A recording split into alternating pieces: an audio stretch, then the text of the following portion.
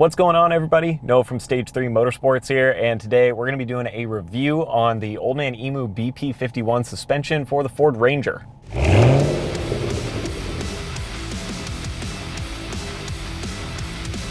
So I'll start by saying that if you're interested in checking out some more information on this build and you want to know about the bumpers and the roof rack and all that other stuff, we did a full walk around on this truck talking through all the individual parts the ARB bolted on here. So that's definitely worth taking a look at, but this is going to be a video specifically focused on the BP-51 suspension. And the other thing that I'll mention is that this truck does have the Old Man Emu leaf packs in the back. So they're usually going to add about an inch of lift in the rear, and they're designed to handle a little bit more weight if you have extra accessories like a drawer system or a bed with a rooftop tent on it or something like that. I won't mention the springs a whole lot in this review because we're really going to focus more on the front shocks and the rear shocks and that whole setup. Now, to get into the meat of what this kit actually is, up front you're going to get front coilovers that are 51mm internal bore, which is around 2 inches, and they're also internal bypass shocks with external reservoirs on them. And these are pretty nicely designed. They're going to be 6061 aluminum for the actual shock bodies, the seats and the top hats, things like that. And then you get all the included hardware that you need to mount the reservoirs, things along those lines to make sure that it fits, but it is a vehicle specific fitment, so you're not going to have to like cut and weld and modify to make brackets to run a system like this. Now in the back it's kind of the same story. We have those rear shocks with the piggyback reservoirs on them. They're also internal bypass and once again designed to be vehicle specific for fitment. But the other thing that's worth noting for both the fronts and rears is that Old Man Emu provides adjustment for both the compression and the rebound on these shocks. The way we have the suspension adjusted and set up here is just the same way that ARB dialed it in for this specific build, because obviously with the weight of a front bumper and a rear bumper and rock sliders and roof rack and all sorts of recovery gear, they wanted something that could manage the weight, so they dialed it in for the way that this truck is set up, and that's how I'm going to talk about it in this review. We didn't really want to mess with those adjustments or throw it out of whack since they put the time in to engineer it and dial it to this vehicle. Overall, I think it's a really nice ride, and as far as the actual height is concerned, it's sitting around 2 inches in the front. As I mentioned, the back does have a little bit of lift as well, and they're running 285/70/17 BFG KO2 all-terrain tires on this, which are on a 17-inch XD wheel. So it's a nice looking setup, really sharp, definitely not over the top as far as wheel and tire combo is concerned. They went for something that's really practical and definitely very familiar if you're in the overland world. So we found it to be super capable here, and the truck doesn't get any sort of weird rub or things catching on the inner fenders and binding up as you're trying to wheel it. So that's definitely a plus. Now, I know people will also ask, did they have to cut the crash bars and make adjustments there to fit that sort of tire with this lift? And the answer is yes, which is pretty much always the case if you're building out one of these Rangers and you're only doing around 1 inch to 2 inches of lift. You're going to have to cut those crash bars or trim them back or swap them with less intrusive bars depending on what setup you want to run. I really don't think it's an issue here, and with the bumper that they have on it, they were going to be cutting those bars regardless. So it makes a lot of sense. It's still super practical, and I think the truck is plenty safe. Now, to get into talking about the actual ride quality of this system and the true off-road performance, I want to start by talking about high-speed off-roading. And I will say that that's high speed in quotations. This truck is not going to just bomb across the desert at 70 miles an hour generally. It's just not built for that. It's obviously like more Baja truck, trophy truck, Raptor kind of territory. But it is designed to definitely take more abuse than your standard little spacer leveling kit or even a replacement strut. This is a real deal suspension that kind of competes somewhere around the Fox 2.5s or even some of the nicer 2.0 kits. It's right in the middle there, and even in price it's very similar, but for its high-speed capabilities, it does really, really well. A lot of the desert stuff that we ran that would have normally been 10 to 15 mile an hour kind of territory in a stock Ranger is easily a lot closer to 25, maybe even 30 in a truck with this kind of suspension setup on it. It definitely eats up the bumps really nicely. And I like that with a kit like this, it's gonna eat up the larger moguls and those bigger bumps that you come into, as well as the small, really jittery things where you're hitting tiny rocks and pebbles or really jagged terrain that can give you a lot of judder.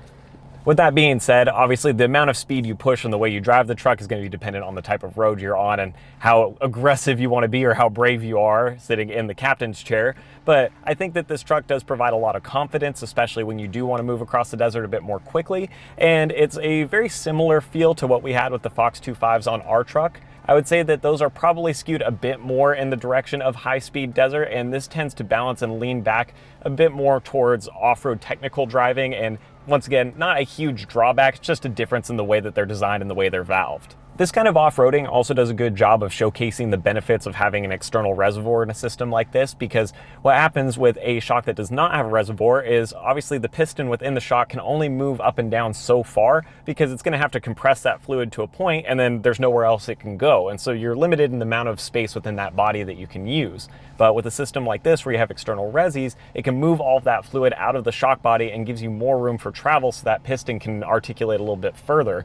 And that definitely plays a huge role here when you're moving over those bigger bumps and you've got the suspension dropping and kind of grabbing as you're crawling along or moving along at higher speeds. The other benefit there is obviously with a larger shock body and more fluid in it, these are going to resist fade a lot better than a factory suspension system or even some of the simpler kits like a Bilstein 5100 or, a simple iBox system, something like that. Obviously, those kits have their place as well, but there's a lot to be said with a truck that's really heavy and has a lot of gear and needs to travel over long distances in the dirt, being able to resist the fade of shocks heating up and wearing down and losing ride quality along the way. So let's transition now to talking about some of the more slow technical off-roading and trail driving, or even kind of rock crawling, if you will.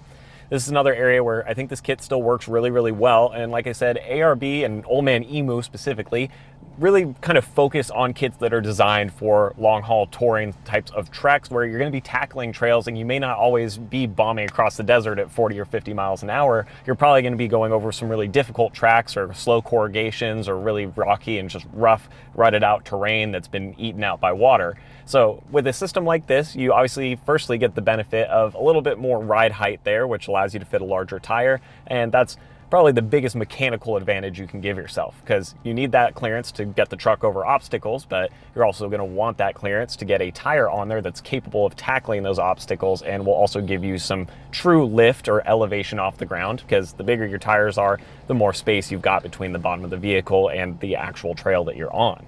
The second big benefit of a suspension like this Old Man Emu kit is obviously the way it can handle the weight of the vehicle, which I've alluded to before, but certainly in the technical terrain where we were starting to get wheels dropping down or lifting, moving over larger rutted out areas, and you're trying to modulate braking either coming downhill or control your throttle going uphill, I feel that this kit does a good job of keeping all of that weight under control so that the bumper's not causing too much bounce or that floaty Cadillac feel in the front end, and we're not getting a ton of excessive body roll side to sides where the truck is kind of dancing and you're getting thrown around in the seat trying to hang onto the wheel as you do it.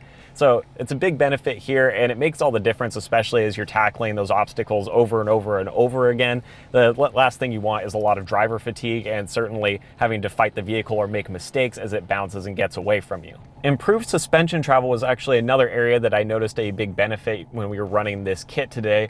And you can tell when you're getting into the really big articulation sections where it starts to want to cross axles and have a tire either stuffed up or drop down really far, it's got just a little bit more stretch in there now than the factory Ranger does, which is excellent because the more you can keep those tires on the ground, the more luck you'll have, especially in aggressive hill climbs. And I was just impressed with how far that this truck could actually stretch and some of the stuff we got away with crossing over without lifting wheels too much on either side.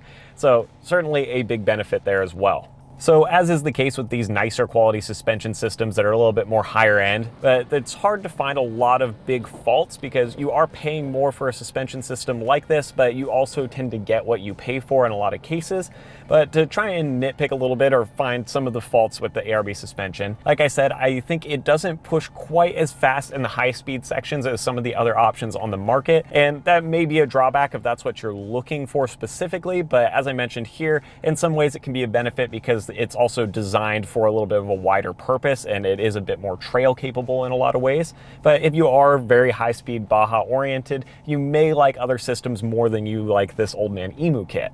Now, the last section that I want to cover is just briefly talking about the on-road performance, and I actually did have quite a bit of time in this truck because there's a separate video you can check out where I picked up this Ranger in Colorado and drove it all the way back down to Arizona, so we would have the chance to do this review and do the walk around and spend some time with it. So over that trip, I covered around 580 miles, if not a little bit more along the way. And a lot of that was highway time and some time on back roads and country roads and things like that. And overall, I think the on-road performance is stellar.